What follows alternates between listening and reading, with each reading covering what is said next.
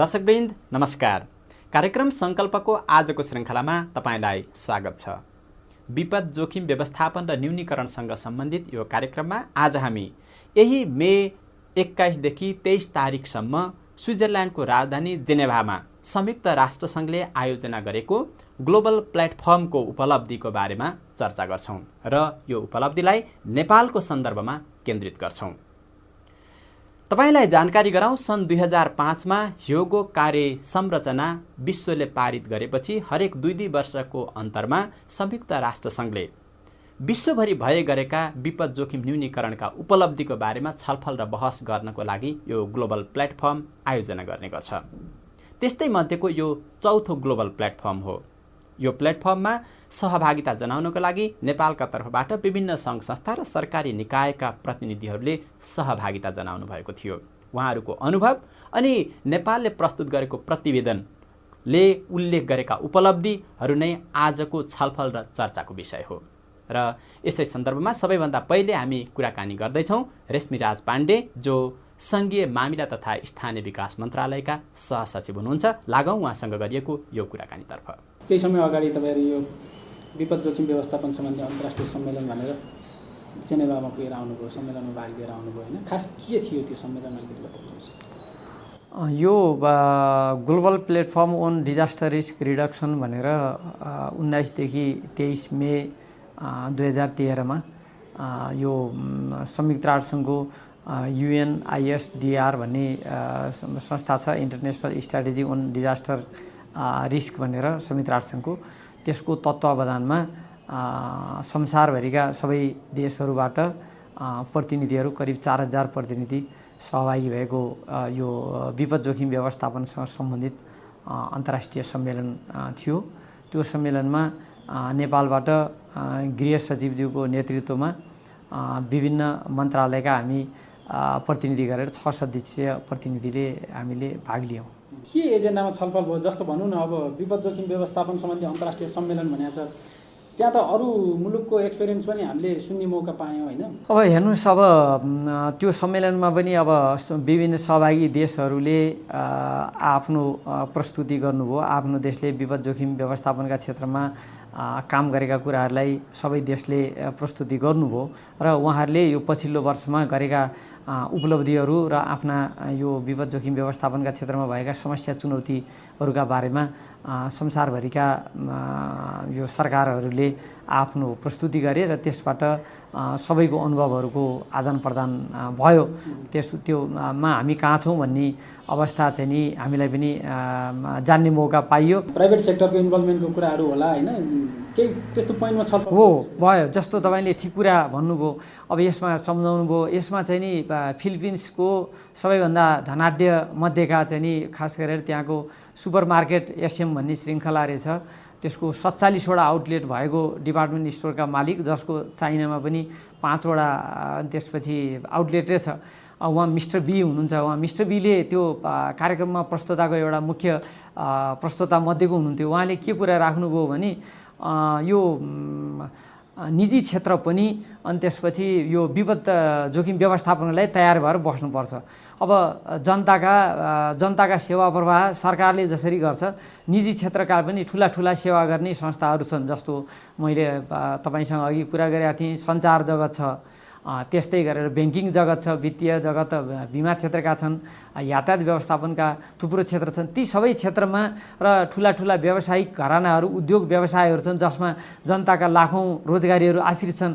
तिनीहरू त्यो विपदको अवस्थामा तिनीहरू कोल्याप्स भए भने निकै लामो समयसम्म रोजगारीहरू बन्द हुन्छ अनि जनताहरूलाई सेवा प्रवाहबाट जनताहरू वञ्चित हुन्छन्। त्यसो भएको हुनाले निजी क्षेत्रले समेत आफ्नो पूर्व तयारी, आफ्नो उद्योग व्यवसाय संस्थाहरूमा यो विपद जोखिमको आँखाबाट पूर्व तयारी गरेर राख्नुपर्छ र विपद आइहालेमा त्यसपछि लामो समय चाहिँ उत्थानशील हामी रिकभरीमा नपुग्दासम्म उहाँहरूले आफ्नो तयारी गरेर छिटो आफ्नो सेवा चाहिँ नि कन्टिन्यू गर्न सक्ने संस्थागत स्मृतिहरू नखलबलिने गरी उहाँहरू सबैले पनि तयारी गर्नुपर्छ र मैले गरेको छु भनेर फिलिपिन्सको उहाँ व्यवसायीज्यूले राख्नुभयो। जस्तो निजी क्षेत्रलाई संलग्न गराउने लगायतका अरू थप कुराहरू अझै देशहरूमा पनि यो अरू देशहरूले विकासोन्मुख देशहरूले अझ बढी तयारी गर्नुपर्ने, यो क्षेत्रमा बढी लगानी गर्नुपर्ने, लगानी बढाउनुपर्ने जस्ता कुराहरू छन्। ती कुराहरू विषयमा छलफल भएका छन्।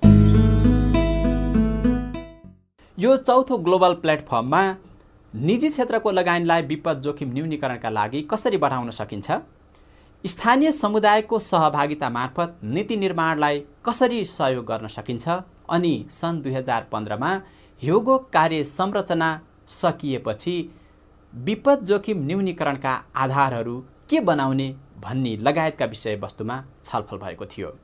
र अब हामी फेरि छोटो कुराकानी गर्दैछौँ नेपालको अनुभवलाई जोडेर सुरेश प्रकाश आचार्य जो शहरी विकास मन्त्रालयका सहसचिव हुनुहुन्छ, लागौँ उहाँसँग गरिएको यो कुराकानीतर्फ। UNISDRसँग हाम्रो चाहिँ 2 राउन्डमा मिटिङ भयो। UNISDRको चिफ हुनुहुन्छ मार्गरेटा वरिस्टम होइन, उहाँसँगै चाहिँ कुराकानीहरू भएका थिए होइन। र उहाँले चाहिँ निकै नै चासोपूर्वक हाम्रा कुराहरू चाहिँ सुन्नुभयो र अलिकति जिज्ञासा कहाँनिर आयो भने चाहिँ काठमाडौँ उपत्यकाको चाहिँ विपदको बारेमा त्यसमा चाहिँ निकै उहाँले चाहिँ चासो दिनुभएको छ होइन। अब काठमाडौँ उपत्यका एउटा राजधानी सहर मात्रै होइन कि यहाँ चाहिँ जनसङ्ख्याको पनि प्रचुरता त्यतिकै मात्रामा छ र उपत्यका आफैमा पनि एउटा चाहिँ गतिशील भूकम्पीय क्षेत्रमा छ। यो निकै अब सेन्सिटिभ अवस्थामा छ।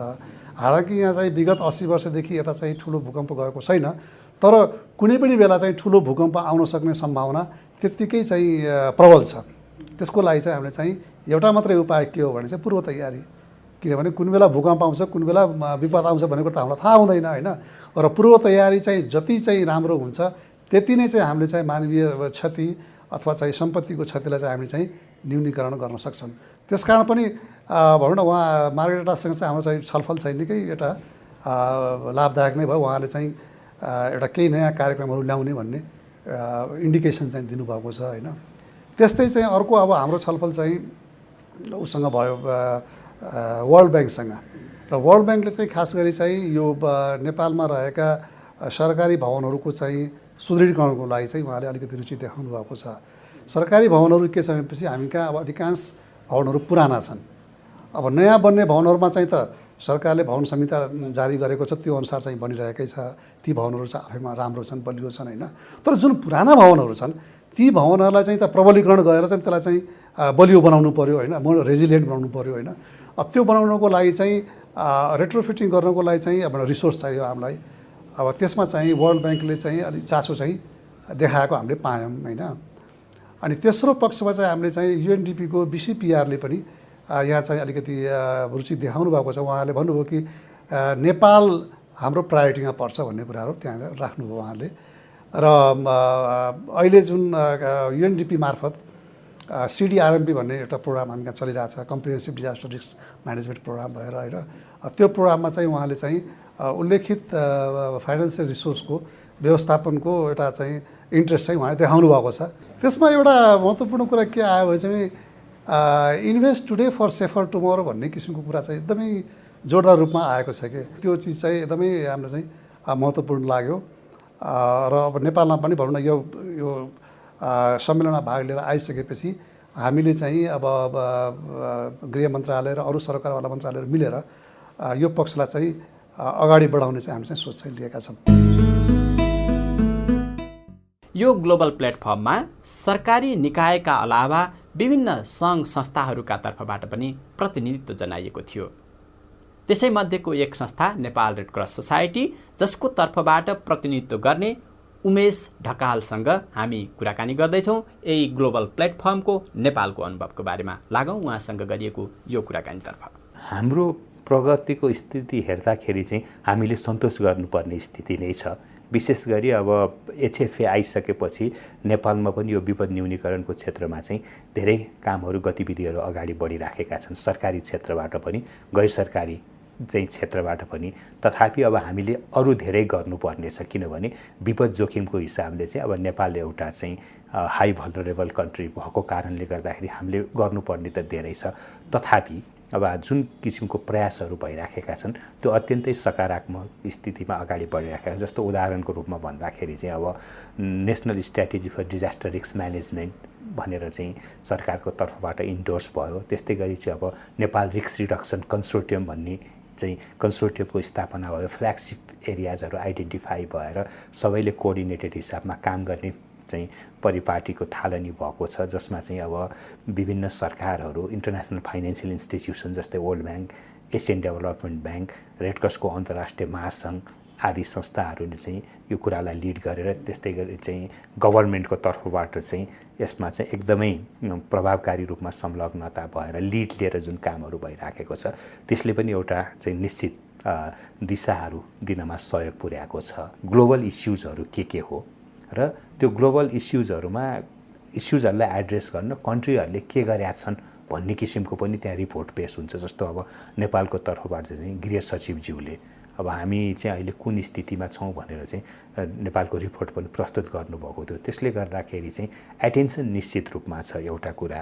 र दोस्रो कुरो चाहिँ सम्मेलनभित्रै पनि विभिन्न किसिमका साइड इभेन्टहरू चाहिँ हुन्छन् र त्यो साइड इभेन्टहरूमा पनि जस्तो अब एउटा साइड इभेन्टमा हामीले पनि अब नेपाल रेडक्रस सोसाइटीको तर्फबाट चाहिँ विशेष गरी अब डिजास्टर रिस्क रिडक्सन र क्लाइमेट चेन्ज एडाप्टेसनको सन्दर्भका चाहिँ एउटा प्यानलमा सहभागी भएका थियौँ।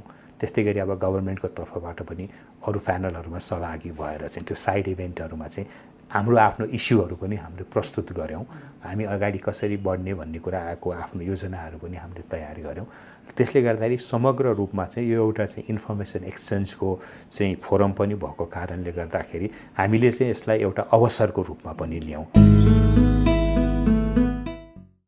भर्खरै गएको भूकम्पबारे हाम्रा विज्ञ पाण्डाजीसँग जानकारी लियौँ। ल केटाकेटीहरू, तिमीहरू पनि भूकम्पबाट सुरक्षित छौ भनेर उता सर कहाँ हाजिर लिनु जाऊ। भूकम्प जाँदाखेरि हामीले के कुरामा ध्यान दिनुपर्छ? भूकम्पपछि आउने झट्काहरूबाट बस्नका लागि कृपया त्यो रेगुलेटर बन्द गरिदिनु होला। तपाईँ तल गइहाल्नुहोस्, यहाँ सुरक्षित छैन। भूकम्प गएको बेलामा सर्वप्रथम ग्यासको रेगुलेटर र बिजुलीको मेन स्विच बन्द गर्नुपर्छ। तपाईहरू त्यता नबस्नुहोस्, यता सुरक्षित ठाउँमा आउनुहोस्, छिटो। यसरी नै भूकम्पपछि आउने झट्काहरूबाट बस्नका लागि हामी जहिले पनि सुरक्षित ठाउँमा जानुपर्छ।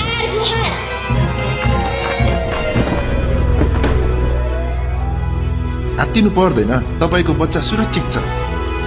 तपाईहरू टेबल मुनि ओत लागेर साह्रै बुद्धिमानीको काम गर्नुभयो। गत 14 वर्षको नेपाली पत्रकारितामा एउटा ट्रेन्ड सेटर बनेकोमा गर्व गर्छ हिमाल। यद्यपि देश, काल र परिस्थितिको यथार्थ चित्रण तथा सही विश्लेषणमा हामीले अझ धेरै सिक्नु छ र अझ धेरै काम गर्नु छ। नयाँ नेपालको नयाँ हिमाल, नयाँ खबर,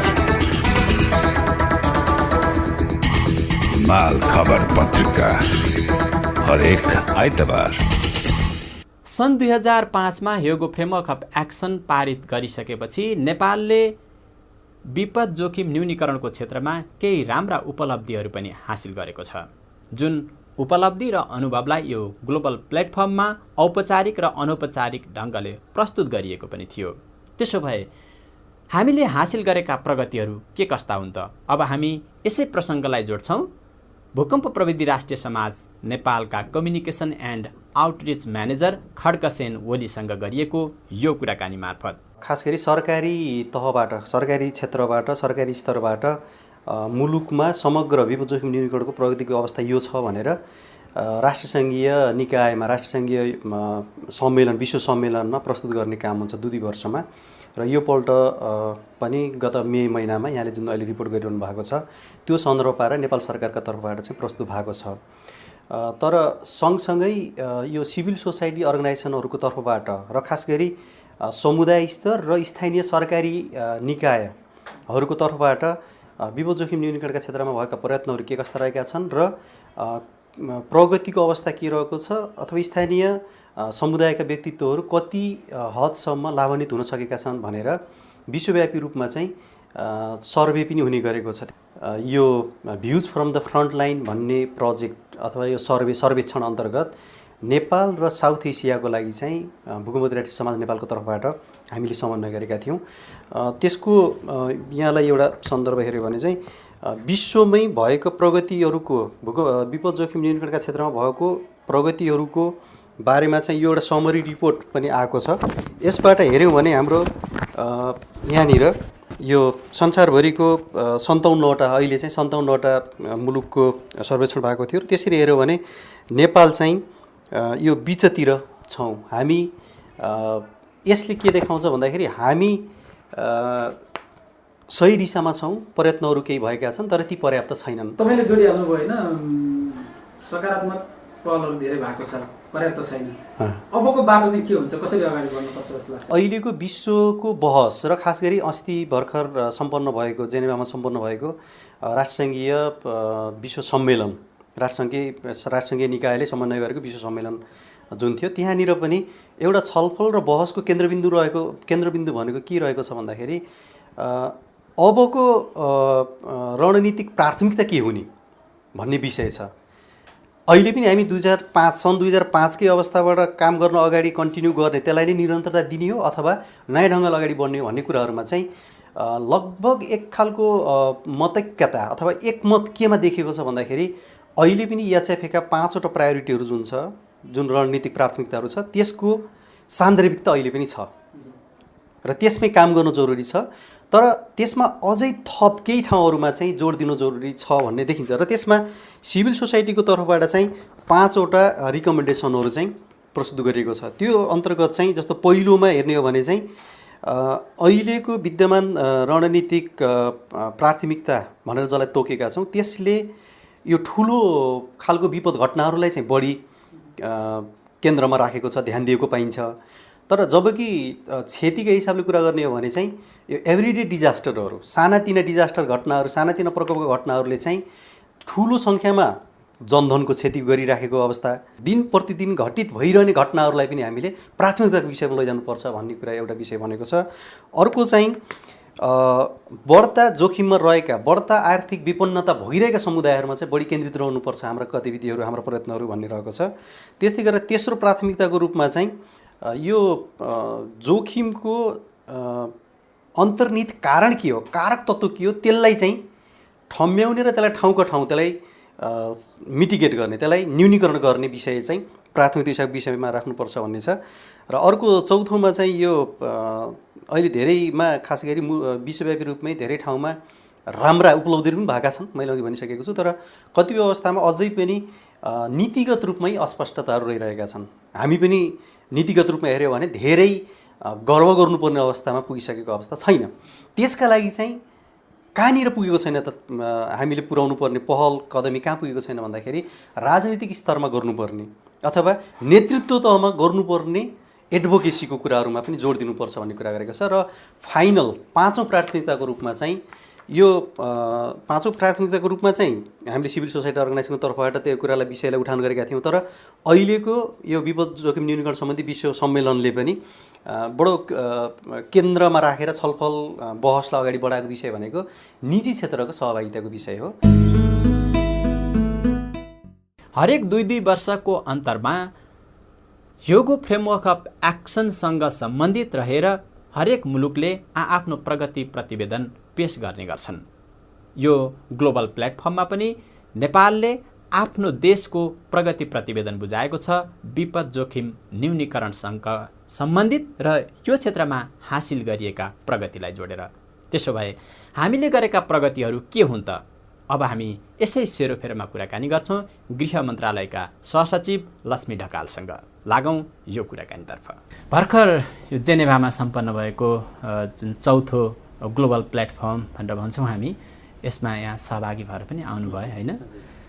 तपाईँलाई कति 2 मिनट कि 3 मिनट समय दिएको थियो त्यहाँ प्रस्तुत गर्ने? हामीलाई 3 मिनट। 3 मिनट के प्रगति प्रस्तुत गर्नुभयो त तपाईँ? विशेष गरेर चाहिँ हामीले 3 मिनटको समयमा हाम्रो बाट हाम्रो नेपालको तर्फबाट हाम्रो श्रीमान सचिवज्यूले चाहिँ नेतृत्व गर्नुभएको थियो र सचिवज्यूले चाहिँ उहाँको आफ्नो उसमा नेपालले अहिले जुन जोखिम व्यवस्थापनको लागि नेपालले अपनाएका 5 वटा प्राथमिकताका क्षेत्रहरू ह्योगो फ्रेमवर्कभित्र नै रहेर भएका प्राथमिकताका क्षेत्रहरूमा र त्यसले हामीले चाहिँ प्राप्त गरेका उपलब्धिहरूको विषयमा चाहिँ उहाँले चाहिँ व्यक्त गर्नुभएको थियो र अन्तर्राष्ट्रिय समुदायहरूसित पनि नेपाल अत्यन्त जोखिम अवस्थामा रहेको मुलुक भएको भूकम्पीय रूपले यसको टोपोग्राफीको अवस्थाले को हिसाबले पनि गर्दाखेरि नेपाल अत्यन्त चाहिँ जोखिममा रहेको हुनाले अन्तर्राष्ट्रिय समुदायको ध्यानाकर्षण पनि चाहिँ गराइएको थियो। ह्योगो फ्रेमवर्क अफ एक्सन अर्थात् ह्योगो कार्य संरचना जुन छ त्यो सन् 2005 मा हस्ताक्षर गरियो। त्यो यता नेपालले गरेको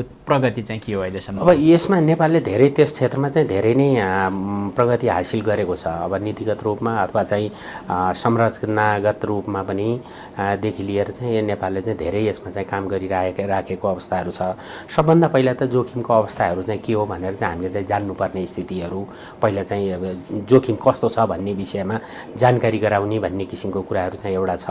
त्यसमा नेपालको विषयमा चाहिँ नेपालको जोखिमको अवस्थाको विषयमा चाहिँ धेरै किसिमका अध्ययनहरू पनि भएका छन्। हाम्रो चाहिँ जस्तै चाहिँ प्रकोप को चाहिँ लेखाजोखाको लागि पनि हाम्रो एउटा रिपोर्टहरू पनि तयार भएको छ र त्यस्तै चाहिँ काठमाडौँ उपत्यकाको भर्नाबिलिटीको हिसाबले हाम्रो पनि चाहिँ एउटा जाइकाको प्रतिवेदन बाट पनि उल्लेख भएको छ हाम्रो चाहिँ को जोखिमको अवस्था कस्तो छ भन्ने किसिमको विशेष गरेर चाहिँ काठमाडौँ उपत्यकाको कुराहरू यी आदि कुराहरू र यी सम्बन्धमा चाहिँ वास्तवमा चाहिँ हामी कस्तो जोखिममा छौँ त भन्ने जुन कुराहरू चाहिँ अहिले पनि हामीले हाम्रो चाहिँ जुन मुलुकको जुन भौगोलिक अवस्थिति छ र हाम्रा चाहिँ प्र्याक्टिसेसहरू छन्, हाम्रो व्यवहार छ र त्यसले गर्दाखेरि चाहिँ अहिले पनि वर्षमा चाहिँ लगभग 400 भन्दा बेसी मानिसहरूको चाहिँ ज्यान गएको छ। त्यस्तै हरेक वर्ष जस्तो हामीले चाहिँ नीतिगत रूपमा अर्थात् हाम्रा चाहिँ विकासका जुन दस्तावेजहरूलाई हेर्दाखेरि त सन् 2002 मै ल्याएको 10औं पञ्चवर्षीय योजनामा नै यो विपद जोखिमलाई विकाससँग जोडिएर हेरिएको छ। सन् 2005 मा ह्योगो फ्रेमवर्क अफ एक्सन आयो, त्यहाँभन्दा अगाडि नै हामीले सुरुवात गरिसकेका थियौँ। तर हाम्रो त्यो सुरुवात चाहिँ अगाडि त्यसपछि कार्यान्वयनको प्रगति र तीव्रता चाहिँ ढिलो भएको हो कि जस्तो यहाँलाई लाग्दैन? विकाससँग चाहिँ यो जोखिमलाई अथवा चाहिँ यो यसको विपदलाई पनि जोडेर हेरिनुपर्ने अवस्थाहरू हुन्छ। किनभने हरेक किसिमका चाहिँ विकास निर्माणहरू गर्दाखेरि यसको चाहिँ विपदको अवस्थालाई चाहिँ हेरेर चाहिँ हामीले काम गर्न सकिएन अब भने त्यसले चाहिँ धेरै नै क्षति ल्याउने हुन्छ। त्यो भएको हुनाले चाहिँ हामीले यसलाई चाहिँ मेनस्ट्रिमिङ गर्ने चाहिँ डेभलपमेन्ट उसित चाहिँ मेनस्ट्रिमिङ गर्ने किसिमको कुराहरू चाहिँ गरेर हामीले चाहिँ नीतिगत रूपमा चाहिँ हामीले व्यवस्था गऱ्यौँ। ऐन बनाउने सिलसिलामा हामी दक्षिण एसियाकै पहिलो मुलुक भनेर भन्छौँ होइन? नीतिगत रूपमा हामी अगाडि भयौँ, त्यसमा प्रश्न गर्ने ठाउँ कम होला। तर त्यो नीति जुन गतिमा बन्यो त्यो अनुसार कार्यान्वयनमा हाम्रो गतिशीलता अलिक कम भएको हो कि जस्तो लाग्दैन यहाँलाई? दक्षिण एसियामा नै पायनरको रूपमा चाहिँ हाम्रो ऐन भयो भन्ने किसिमको कुराहरू गर्नुभयो, त्यो थियो। तर चाहिँ त्यो के भयो भने त्यो नीति कस्तो थियो भन्दाखेरि मात्र प्रतिकार्यमा रेस्पोन्समा मात्रै आधारित थियो।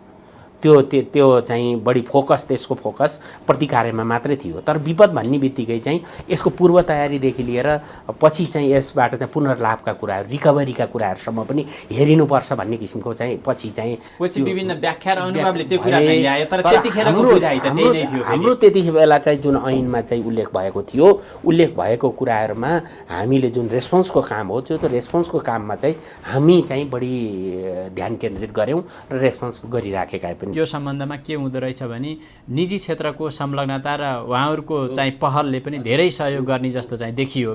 तर सरकारले नै निजी क्षेत्रलाई यो विपद जोखिम व्यवस्थापनमा लगानी गर्नको लागि आकर्षण अर्थात् आह्वान नै गर्न नसकेको हो कि जस्तो पनि देखियो। जुन प्रसङ्ग यो चौथो ग्लोबल प्लेटफर्ममा पनि उठेको, सशक्त रूपमा उठेको देखिन्छ। नेपालको अनुभव चाहिँ के हो यो सन्दर्भमा? निजी क्षेत्र हाम्रोमा चाहिँ अझसम्म निजी क्षेत्र चाहिँ यो विपद व्यवस्थापनको क्षेत्रमा चाहिँ निजी क्षेत्र अझसम्म आएको छैन। अब जस्तै अहिलेको कुरा यहाँले किन नआएको होला? अब यसो छ, निजी क्षेत्रलाई एउटा कुरो हामीले पनि चाहिँ त्यो निजी क्षेत्रलाई इन्भाइट गर्ने किसिमको कुराहरू हाम्रो नीतिगत कुराले पनि व्यवस्था गर्न सकेन। र दोस्रो कुरो चाहिँ निजी क्षेत्र नाफामूलक भएको हुनाले चाहिँ यस्ता किसिमका मानवीय कुराहरूमा चाहिँ निजी क्षेत्र नआउने नीति मौन भयो, त्यसले गर्दाखेरि त्यसो भयो होला सायद। निजी क्षेत्रलाई चाहिँ इन्भाइट गर्ने किसिमको कुराहरू हाम्रो अहिले सोचाइमा छ। हुन चाहिँ भयो सरकारको नीतिले त्यसलाई समेट्न सकेन भन्ने कुरा चाहिँ आयो। अब त्यतातर्फ हाम्रो नीति बन्न जरुरी भयो। जरुरी छ। त्यतातर्फ सरकारले पहल गर्छ। गर्छ। हामी त्यतैतिर केन्द्रित छौँ। किन भन्दाखेरि सबैभन्दा बढी उनीहरूले लगानी गरिराखेका हुन्छन् भने उनीहरूकै रकम पनि त जोखिममा परेको हुन्छ नि त। त्यस्तो नहोस् भन्नको लागि पनि उनीहरूलाई पनि इन्भाइट गर्नुपर्छ भन्ने कुराहरू रहेको छ। हस् त, यो सङ्कल्प कार्यक्रममा यहाँले यो समय दिनुभयो, यो जानकारी दिनुभयो, यसको लागि यहाँलाई धेरै धेरै हस्। यहाँले पनि मलाई मेरा कुराहरू राख्न मौका दिनुभयो, यसको लागि यहाँहरूलाई पनि धन्यवाद। हस् त दर्शकवृन्द, चौथो ग्लोबल प्लेटफर्मको सन्दर्भमा विभिन्न व्यक्तिहरूसँग गरिएको कुराकानीका साथ तयार पारिएको कार्यक्रमका साथै आजको सङ्कल्प कार्यक्रम यहीँ सकिन्छ। अर्को हप्ता फेरि यस्तै विपद जोखिम व्यवस्थापन र न्यूनीकरणसँग सम्बन्धित विविध सामग्रीका साथ तपाईँ हाम्रो भेटघाट हुन्छ। आजलाई बिदा दिनुहोस्। नमस्कार।